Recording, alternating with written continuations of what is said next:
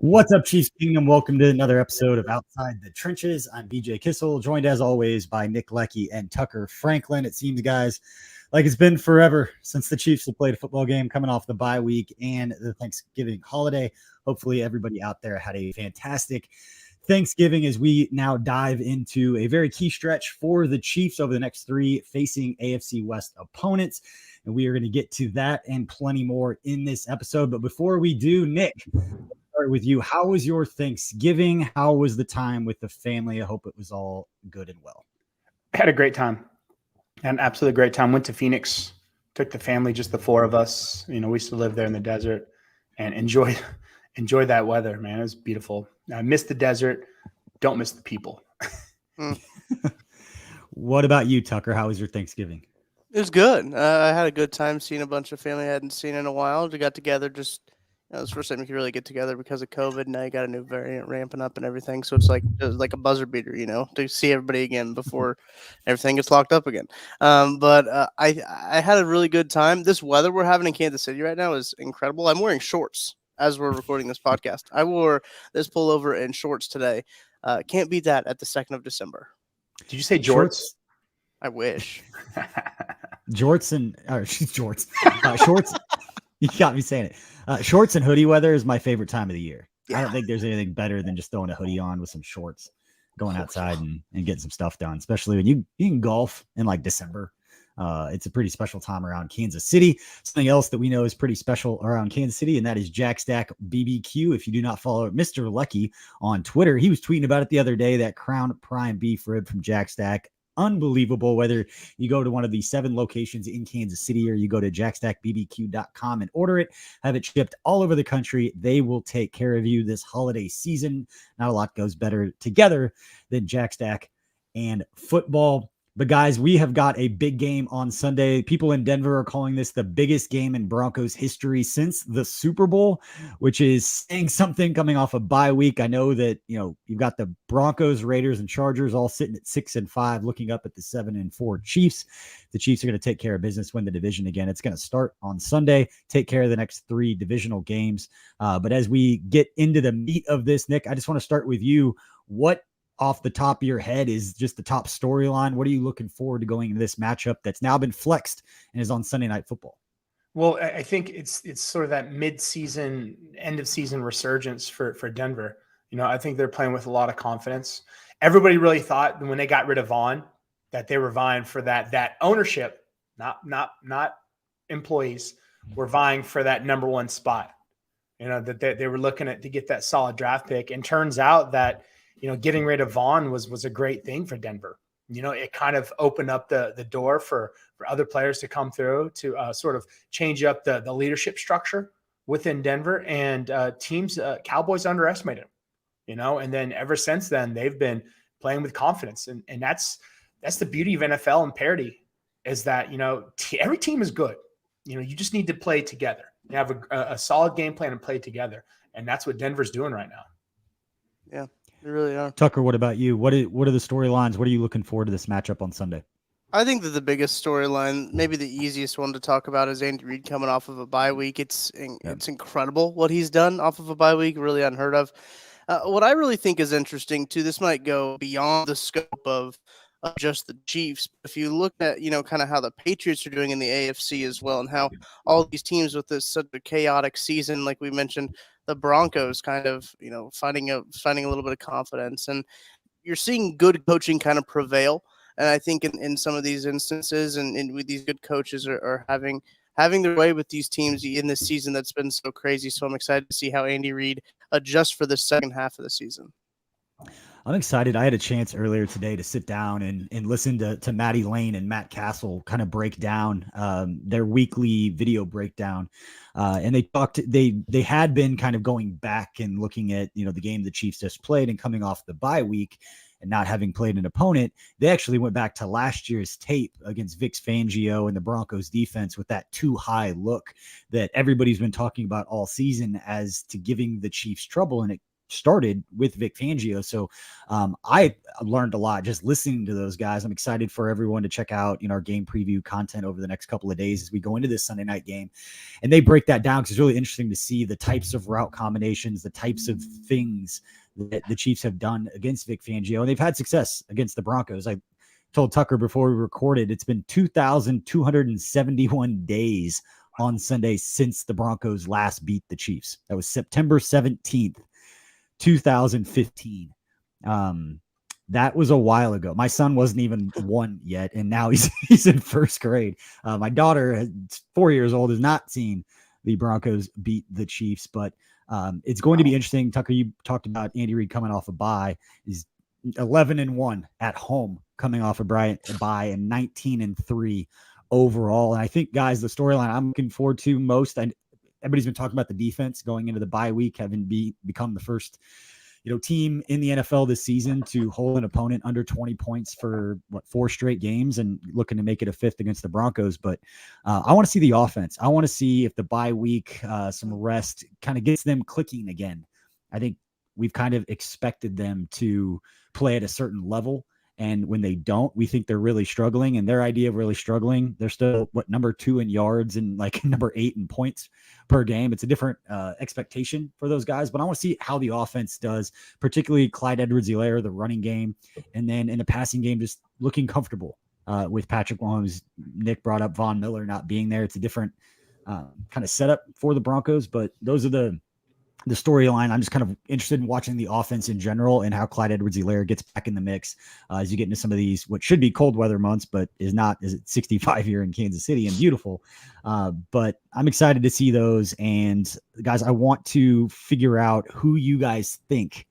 And I wrote about this the other day on the KC Sports Network newsletter, but who's one player that each of you guys think is primed for kind of a breakout, not performance, but a breakout stretch here during the final 6 regular season games. Tucker, we'll start with you. Just who's a player that you think is kind of primed for that, breakout? We're going to be talking about this guy over the next couple of months.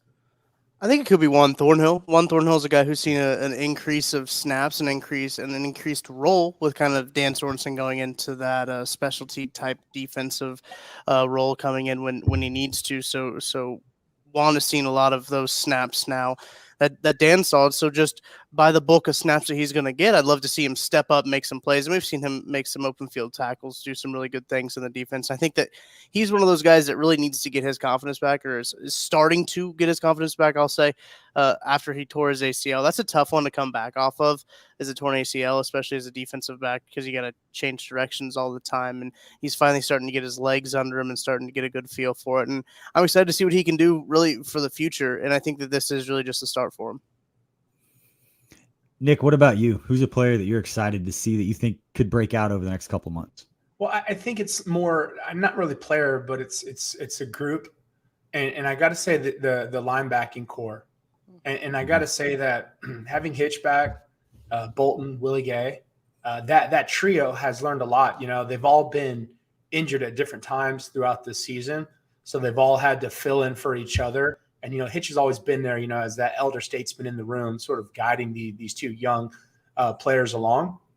And you can really see, once the trio is healthy together, Jesus Christ, they're a dominant force. They really are strong. And it's as an offensive lineman, if I was preparing against the Chiefs, And you see that trio and how well they play. You have, smaller guy who's, pretty stout.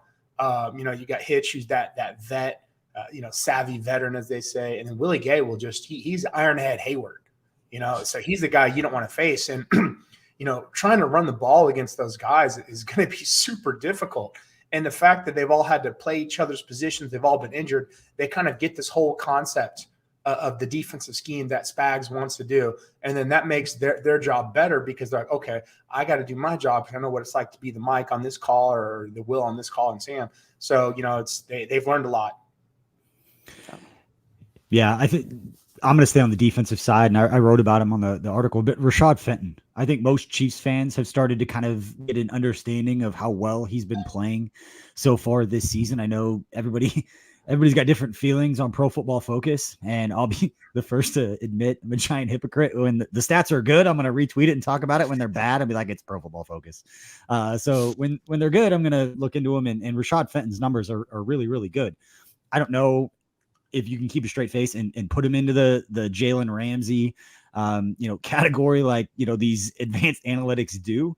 But there's something to be said for quantifying and taking kind of the subjective nature out of it and just quantifying, how these guys are doing and to kind of give us a perspective of how well he's been playing. But this guy's 23, 24 years old going in next year will be the last year of his rookie deal. This is when you start, talking extension with young players, and a guy like Rashad Fenton's only going to get more expensive if he continues to make big time plays. This is when if you wait too long, it's going to cost you a lot more money for a player who signed for $160,000 signing bonus. For as well as he's playing right now, he's physical. He could play inside. He could play outside. He could do, obviously, I think the lab guys have said he's a little bit better on the outside. Tucker, correct me if I'm wrong, but he's a guy that has got some flexibility, does all the things you want. And I've had a chance to be around him a little bit. He's not going to do anything in the locker room, or he's kind of a quieter guy. He's a good guy in the community. So those are guys you want to reward. And I think as we go into some of these more high leverage games where there's just a lot more riding on every single play, and the Chiefs are up and there's, balls flying around down the field, trying to keep up with the Chiefs offense. I think 27, I think Rashad Fenton's going to get tested, and I'm excited to see him continue to make plays and kind of continue to get noticed by more than just Chiefs fans who have been paying attention. Yeah, and a note on Rashad Fenton: he did not practice today. He didn't practice yesterday. Yep. Probably not going to play this Sunday against the Broncos, but I don't think the injury is as serious as originally thought. That's kind of the sentiment around it. So hopefully he gets well soon and gets back to practicing. But yeah, I like Fenton, whether it's outside or inside. I just like him on the field. Yeah, the reports said that it wasn't a big deal with his knee injury. Now, that's relative to the question and what's being asked. So they're not amputating, or he's done for the year or whatever it is. But hopefully, as you say, and what the reports are, it's not too bad. But he's been having a fantastic season, so it's been great to see. And the other thing, and just looking at some of the matchup and looking at some of the stats in areas that the Broncos have really struggled, just the one that jumps out, they're dead last in the NFL in kickoff return coverage. They're averaging giving up 36 yards per return. And we know that Byron Pringle, Mike Hugh, whoever's back there returning, doesn't matter if they catch it 9 yards deep in the end zone, they're bringing it out. Yeah. And maybe that becomes that third phase is something that we haven't really seen a lot of the huge impact in the ways that we have in the past. I know there've been a couple plays here and there. But the way that we've talked about Dave Tobe when he first arrived in Kansas City with some of those returns, it seems like they're due, Nick, at some point to get a big return. And who better to do it than the K-Stater? Yeah, right. I think that'd be fantastic. Special teams when it comes to points off of non-offensive touchdowns. Yeah, we've seen that enough with K-State, you and I, over the years. But Nick, what on the offensive line? I know that's been a storyline that people have talked about in regards to individual play and kind of scouting or evaluating what people have seen. How much is there, I'll see if I can articulate this question well. How much is there to be said for those guys getting reps next to each other, getting play calls, just getting experience so they can learn the types of things in the moment, in the game that they're successful with and not successful with? And a specific example is you're facing a speed rusher and you got Orlando Brown isolated against a speed rusher where his strength isn't necessarily moving his feet and bringing that guy up the arc. What types of things like that can you kind of adjust during a bye week where offensively, where we haven't seen him necessarily click for an entire game, up front with play calling during the bye week? How can you kind of self-scout what you've done through the first, 11 games of the season to make adjustments moving forward for this final stretch? So it starts with your play calls. And for Patrick, I go back to that drift concept, right? If you have a 5-step drop, go drop 5 steps. 7 steps, same thing. Just make sure you're positioning as well. Make sure that interior offensive line is, especially with Tooney, is given inside help to Orlando. That way he can sort of sell out a little bit more to stop that outside. And if the defender goes inside, then Tooney will be there for not even for to help out where you help out, but also just for positioning. So that way, if that DN's looking to make a move, he doesn't see this big wide open gap between the left guard and the tackle. He's okay, there's my space. I'm going inside. It's kind of like, I don't want to go inside, make you rethink. And then also just being in line with that. And also too, running the ball helps. Figuring out, what this offensive line can do as far as, what run plays work.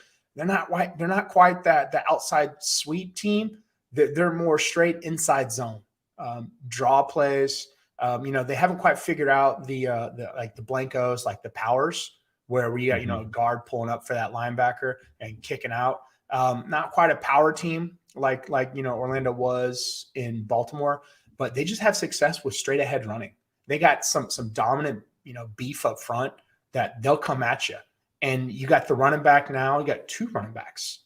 You got options now to run that. So that helps your pass game, right? Because I think teams really didn't really care about the run versus Kansas City. And now they're like, oh, Clyde Edwards-Helaire went down. Darrell Williams stepped up big time.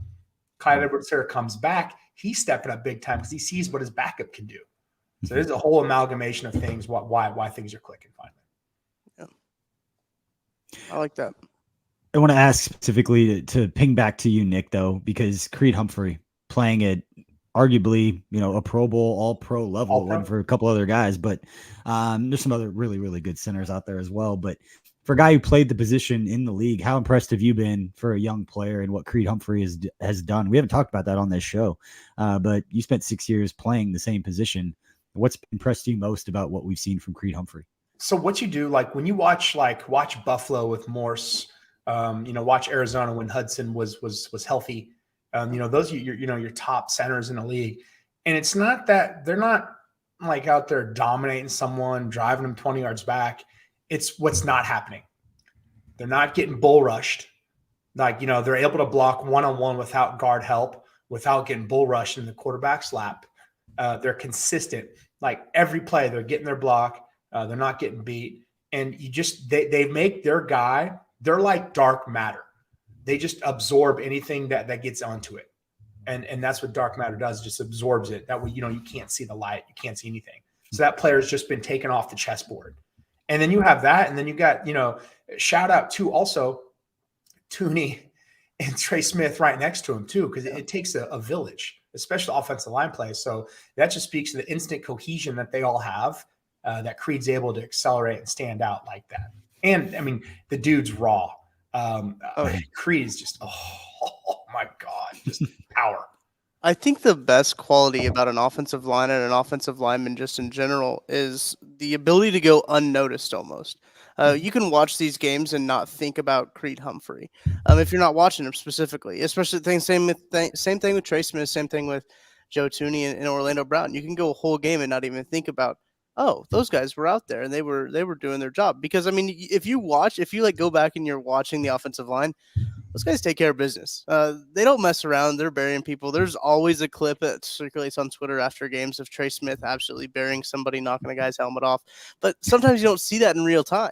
And I think that's so good. That's what's been so good about this offensive line is they've been unnoticeable. But that's not a bad, like you say that and it sounds negative, like it almost carries a negative connotation. But as an offensive lineman, that's the last thing you want is your name called on the broadcast, because you're probably doing something wrong if your name's getting called on the broadcast. And those two guys really the whole 5-guy front is a good one. And this question here from Brandon Holick, I just saw this one pop up. That's the Fenton one. I clicked on the wrong one. He said, any chance Kyle Long starts at right tackle over Wiley on Sunday? I don't personally think so. I think it's going to take a little bit longer if he does come back and play right tackle. I think he's kind of that emergency swing guy right now. You know how kind of Andrew Wiley, the role that Andrew Wiley was playing before he had to go into right tackle. So I think that's kind of what Kyle Long's going to be doing, is filling in if something does happen. God forbid, knock on wood, he can go in and play guard. He can play tackle. So I think that's kind of the idea for Kyle Long right now. Yeah, I think it's a great point. I know Coach Reed was asked about Lucas Niang and just basically non-committal about anything because it's the middle of the week and there's no benefit for him to be committal to anything. But I almost forgot about Kyle Long, being an option as a guy who's sitting there, and he's going to have to get some reps and before he could step in. Expect him to be the Kyle Long that we all know the name because of how well he's played throughout his career. That's a really good point and a great question. And for anyone out there is listening, whether you're listening or watching on Twitter, whether you're on Facebook or on YouTube specifically, please rate, review, subscribe. Please subscribe to our YouTube channel. We are very close to hitting a milestone goal of 5,000 subscribers that we set before this season began. I think we're less than 10 subscribers away.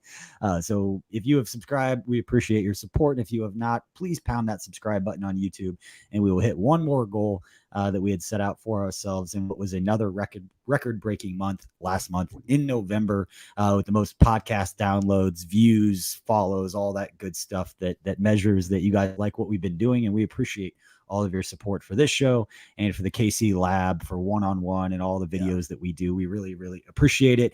And it's pretty cool last week to announce that Derek Johnson has joined Matt Kissel as two guys doing weekly video breakdowns with our guys. So again, we appreciate all that support.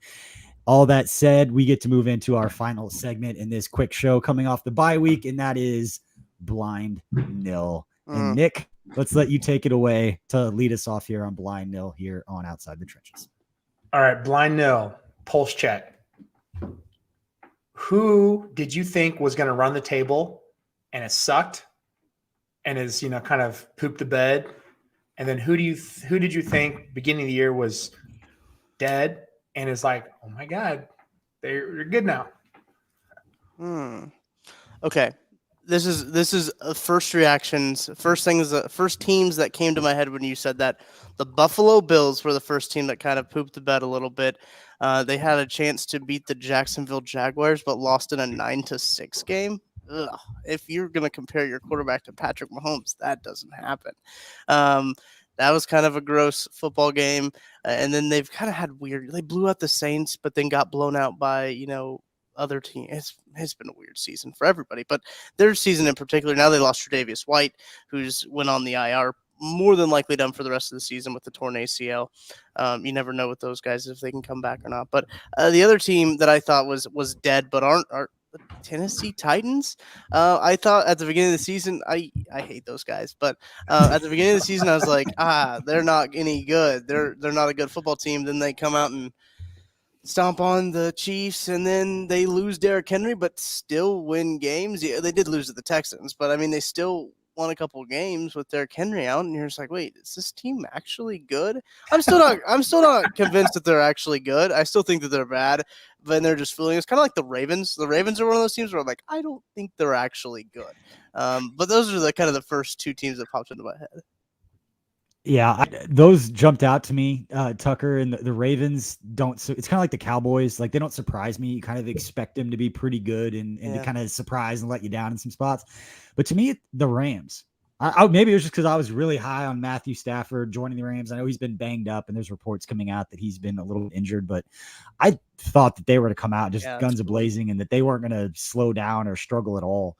So that's a little surprising. I think Buffalo is a good one. That was another one I expected a lot. I've seen some comments of the Chargers kind of falling off. It was a young quarterback. I thought they were going to be good. Wasn't quite sure how much, but the team that's pleasantly, I would say pleasantly, because I don't want to see anybody do good in the AFC, but the Patriots. I mean, Oh, yeah. for the Patriots to sit 8-4 with Mac Jones and Bill Belichick, like we joked about, I think on the last episode, that maybe it's that Tom Brady versus Bill Belichick trying to prove who is the success, who is the reason for the success. And now Belichick gets to prove that he's actually pretty good too, even without Tom. But Nick, those would be the two that jump out to me as being kind of thought they were going to be really good. And then Cleveland is the other one that thought they were going to be better and have a good season and take a step forward. And instead Baker's banged up, bopping fans that are bopping him, and everyone just yelling about everything over there. So Cleveland would be another one though that I thought was going to be a little bit better. You know, I agree. I think Belichick wants to win the breakup war. I honestly, I don't want to proclaim this now, but Mac Jones is your Tom Brady-esque quarterback, where he's not going to win with his legs, but he'll win cerebrally, and so he'll another guy who'll be able to play until he's 50. You know, just with that, just his performances, his throws, his level of smarts. And New England has been that team for me who I was like, I gave him no shot to begin the season. I was like, no shot. You got a rookie quarterback, you know, and it's like, no. And even they started out and they're pooping the bed. And then their defense is back to New England, man. Their damn defense, man, shutting out people in the NFL. What? Are you kidding me? Like, I don't care who you are, man. You do that. It's fantastic. And then to me, the other one who I left for dead was Arizona. Wow. Seriously? Yeah. Where that, even without Kyler Murray, right? They're still doing their damn thing, you know? It's just, it's, you know, really, really good teams right there that I said. And Buffalo. And that's Patriots. They're doing without Stephon Gilmore too. Like he's with the Panthers. Like it wasn't just Tom Brady leaving and them going to a rookie quarterback. They lost some key pieces. Not like they throw around a lot of money in free agency anyway. They just seemed to chug along, and you thought Bills would take over the AFC East, and that hasn't happened. And you look at the AFC East, and guess who's back on top? Like right now, it is the New England Patriots. So. Yeah. MJ10, he filed for that trademark and gonna go after the TB12 brand. He's going with the MJ10 brand. We'll see. I think. Have you guys seen the clip on social? I see this come up every now and again. Instagram always has those like recommended reels. It's basically just like reposted TikToks is essentially what it is, and it's this one about Mac Jones of like preseason, like when he just came in and was like joking around with the media, and like now in season, and he's just like so dry, and he's like they've turned him into a Patriots quarterback. It's like you could tell like Bill Belichick got a hold of him. Yeah. That I think of that one, and the other one I think is, and I can't remember who the player is. It's probably like Jonathan Allen. It was one of the Alabama like defensive linemen a few years ago before the national title was asked about the team, and he was like, "Yeah, they're not that good. They're a tough opponent." And he just it was like that. And the caption was like, the moment Nick Saban's like face enters your mind, he's like, "No, they're not. They're a tough opponent. We got a lot of work ahead of us." It was awesome. I love that. Nick, people don't realize Tucker, how much you hold back when you're as a player. We've joked about this before. Of I wish players would just be like honest, but every time they are, like, world freaks out. Yeah. Like if they just say like, "I don't think that guy's very good," like he's trash. It's okay to think that, but you can't say it publicly. All right, Tucker, what do you got for this week's Blind No? So this weather's got me in a good move, kind of pushed the seasonal depression a little bit down the road. Yeah, so I started thinking, Sunday night game at Arrowhead this week. It's going to be like in the 60s. It's going to be a nice game to tailgate for leading up to the Sunday night game. What are you drinking? On December the 5th it will be, and it's going to be nice out. Do you still stay with the summer bevs, or do you kind of start to transition into the wintry stuff? I'm curious. What are you guys picking out of the cooler? Probably the best question on this whole entire show. I can't wait to hear Nick. Nick, you go first. Shoot. I just basically it's what am I feeling? Did I drink the night before? Am I a bit hungover from that? So it's like, did I have bourbon and cigars the night before? Or is it cool weather? And I'm like, okay, am I going to break out the absolute Mandarin on the rocks? Like, that's my summer bevy. So I might do that to kind of, the last remnants of that Indian summer, right? Or that Native American summer, that it's like, okay, I'll do some absolute Mandarin and ice, and then it'll be -50 on Monday. It's that last little purge of warmth. For me, and honestly, you'd think I'm a company man when I say this, because Tucker, I like the way that you put this, because if it's really cold out, Give me that coffee and Five Farms Irish cream. Like that stuff is very, very good. I can't do that. Sorry. I can't do that. It's better than like peppermint schnapps. Like those are the two. Oh, like, yeah, whatever goes with yes, I'll give you coffee, that. hot. Hell Like yeah. it's got to be something like that. Like if it's really cold out, I need something to make me feel a little. I need a warm drink. It's not gonna be like mulling wine, like Christmassy. Like what is that's that? the only Are other you warm thing I can think. Like what's a warm drink that you would drink a lot of that's not coffee with some sort of alcohol in it? Is it Irish cream? Is that what that is? Is that what Yeah. that is? It's Five Farms is based like Bailey. It's like a better version of Bailey's. It's pretty good. I drank it straight the other thought day. I know it's so tasty. Let me see. Is it the funky bottle? No, is a I was cool gonna looking have a bottle. of it, but it's got a downstairs cool because I've looking been bottle, drinking right? it. Yeah. I just can't drink it because it tastes too good, and I want to drink about 1,000 of it. That's what I think. Like 12 steps ahead. If it's warm That's a out, good call. I want some sort of summer brew. I need some sort of like vodka, ginger beer, some kind of vodka, beer, lemonade mix. The best summer brew I ever made in my life, Nick, I drank on the way to Lincoln, Nebraska in like 2004. It wasn't 2003, whatever, 2004, 2005, whatever year that was you guys played in Lincoln. I drove up there with some buddies and we made a batch for the road. Was it a W or a loss? I think we lost, actually. It wasn't 03 then. Probably 05. It wasn't 03. I wasn't at K-State in 03. It was either 05. Okay. Yeah, that summer brew was just absolutely money. You made a summer brew? I just mixed a bunch of vodka and beer and lemonade together and drank it in a big was tub. that summer brew? That's what we called it. I don't know what the official name Sounds for it is, good. but it was delicious. Is that acceptable, Tucker? Acceptable? I think it's good. What I was thinking is I'm on the same thought path as you are, Nick. Of this is probably the last time I'm going to get to really enjoy something light and summery, fruity, maybe even. And we gotta board up for the winter, so I think you gotta kind of enjoy it while it lasts. So I'm thinking maybe a nice mule. I love good mules, dark and stormies, Moscow mules, any kind of mule. I'm a big fan of out of the copper mugs. Makes me feel fancy. I'm also a very big fan of any like shandy or radler. You can't really find those in stores anymore just because it's not seasonal. But like during summertime, once it's like radler season, oh boy, that's my favorite. Those go down smooth. You can drink a sixer without even realizing it. But that's kind of what my thought process is. Give me something light. Give me something that'll really make me feel good. Put me in a good mood while the weather's still nice. Tucker, you seem to always be in a good mood. I don't know how difficult it would be to put you in a good mood, but guys, what I want to know is during the bye week, you have a lot of time to think about the season and where things are at, and you just overanalyze anything and everything regarding the Chiefs. And so what I want to know is prognosticate the end of the season, the Super Bowl. What's the best case scenario for you to feel most satisfied at the end of this Chiefs season? How does it play out? Who are they beating? What kind of scenario plays out for you to be as happy as you could possibly be when this season ends? What does that look like? Obviously winning the Super Bowl in some kind of way would be, I would guess, part of that. Nick, start with you. What does that look like for you? Just best case scenario, putting a bow on this season. Chiefs beating Buffalo in the first round of playoffs. Okay. Second round playing and beating. I don't know if Cleveland will do it. Cincinnati.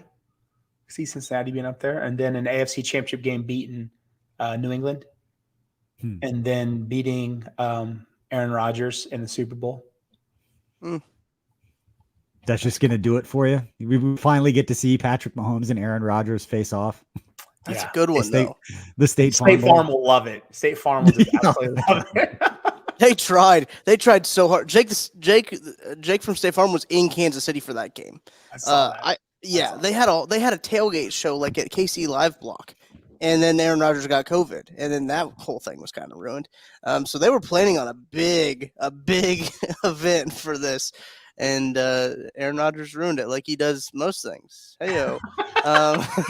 But Oh, man, I should have made a relationship with his family joke right there. Oh, well, I missed that one. Man. But anyway, I think that the best case scenario is Patrick Mahomes wins MVP, right?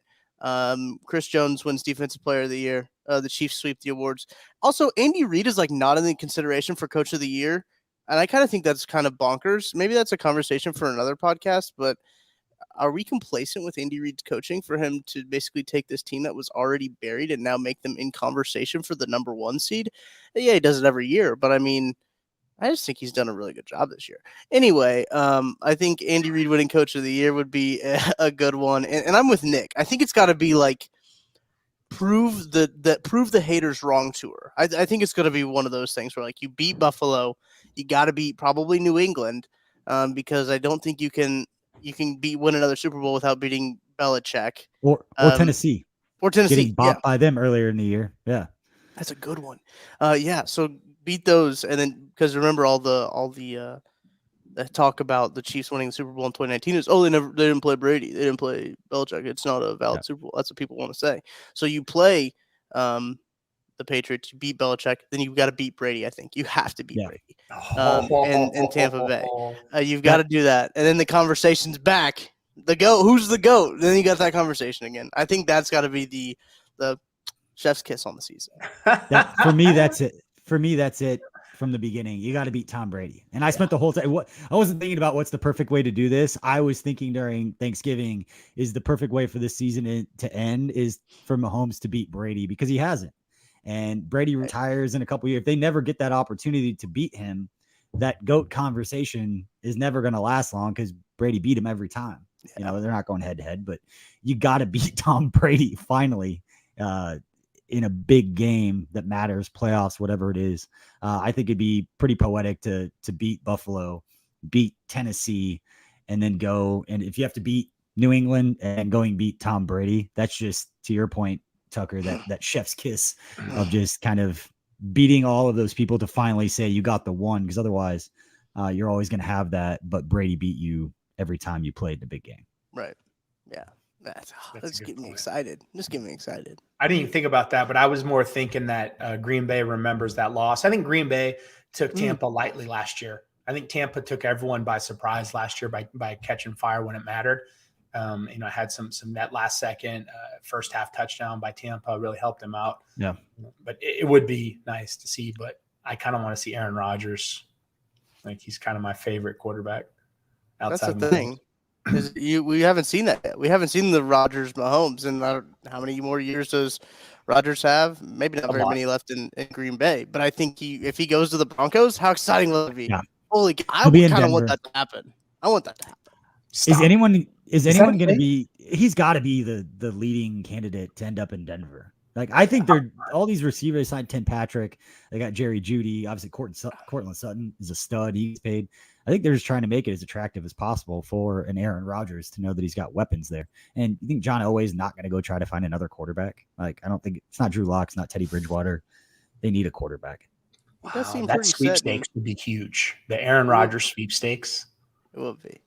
He's only got 1 year left. Right? He's a free agent next year.